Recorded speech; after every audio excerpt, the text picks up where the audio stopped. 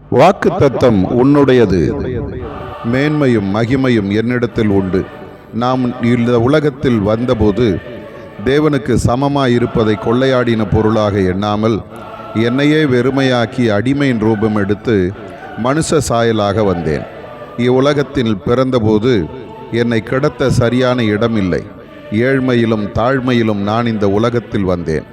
மனுஷகுமாரனுக்கு தலை சாய்க்க இடமில்லை என்று சொல்லும் அளவிற்கு உனக்காக என்னையே நான் தாழ்த்தினேன். ஆனால் உனக்காக நான் சிலுவையில் மரித்து 3ஆம் நாள் உயிரோடு எழுந்த பொழுது வானோர் பூதலத்தோர் பூமியின் கீழானோருடைய கால்கள் யாவும் முடங்கும் மேலான நாமத்தை நான் பெற்றுக்கொண்டேன். அந்த மேன்மையை உனக்கும் நான் தருவேன். என்னை விசுவாசிக்கிற உன்னுடைய வாழ்க்கையில் அற்புதங்களையும் அதிசயங்களையும் நான் செய்வேன். என்மேல் விசுவாசமாய் இருக்கிறவன் என்னிலும் பெரிய காரியங்களை செய்வான்.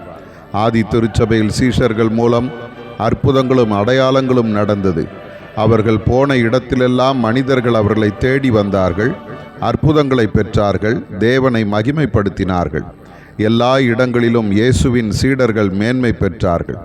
அதே போல உன் வாழ்விலே நீ என்னை சார்ந்து கொள். உன் வாழ்க்கையை எனக்கு அர்ப்பணித்து என்னை முற்றிலும் நம்பி வாழ்வாயானால் அதே மேன்மையை உனக்கும் நான் தருவேன். நீ செல்லும் இடமெல்லாம் சிறப்பு பெறுவாய். நான் இன்று உன்னோடு கூட இருந்து பெரிய காரியங்களை செய்வேன். ஆதார வசனம், இயேசு மரணத்தை உத்தரித்தது நிமித்தம் மகிமையினாலும் கனத்தினாலும் முடிசூட்டப்பட்டதை காண்கிறோம். எபிரெயர் 2:9.